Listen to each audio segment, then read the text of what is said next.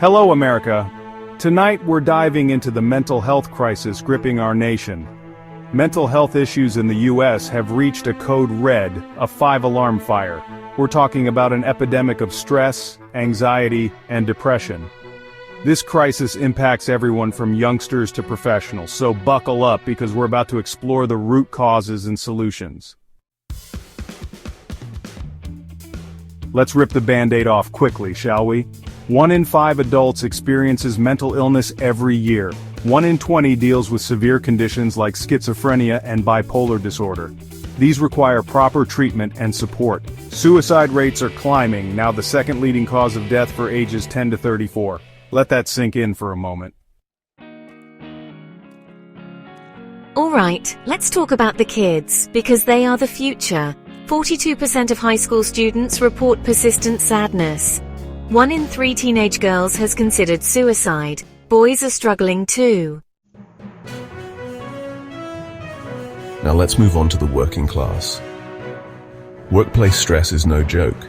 It's costing the US economy $300 billion a year. Burnout rates have doubled since 2019. We're working ourselves to the bone for a slightly larger paycheck and fleeting satisfaction. Chapter 4. The loneliness epidemic, more deadly than you think. Loneliness is an epidemic linked to heart disease, dementia, and mental health issues. Experts say chronic loneliness is as bad as smoking 15 cigarettes a day. Scrolling through Instagram for hours is the digital equivalent of chain smoking. Chapter 5. The high cost of feeling better, mental health care barriers. Therapy is expensive, often costing over $200 per session. Insurance may help, but co-pays and deductibles are still high.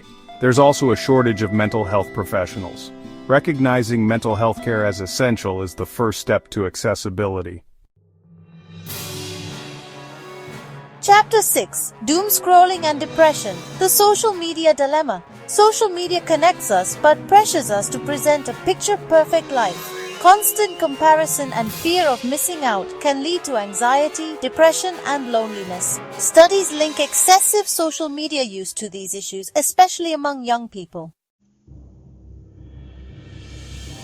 Chapter 7. Hustle culture's dark side, the glorification of burnout. Hustle culture glorifies overwork and demonizes rest. Constantly pushing yourself is a recipe for disaster. You might not realize you're on the wrong building. Chapter 8. A Nation in Pain, the Opioid and Drug Crisis. The opioid crisis is linked to mental health. Addiction often coexists with mental health conditions, creating a vicious cycle. Chapter 9. The Price of Inequality, Economic Stress and Mental Health. The gap between rich and poor is wider than ever. Living costs are rising, wages stagnating. Financial stress impacts mental health. Remember when people talked face to face? Our social connections are fraying. Technology connects us, yet isolates us. This isolation impacts our mental health. It's not all bad news.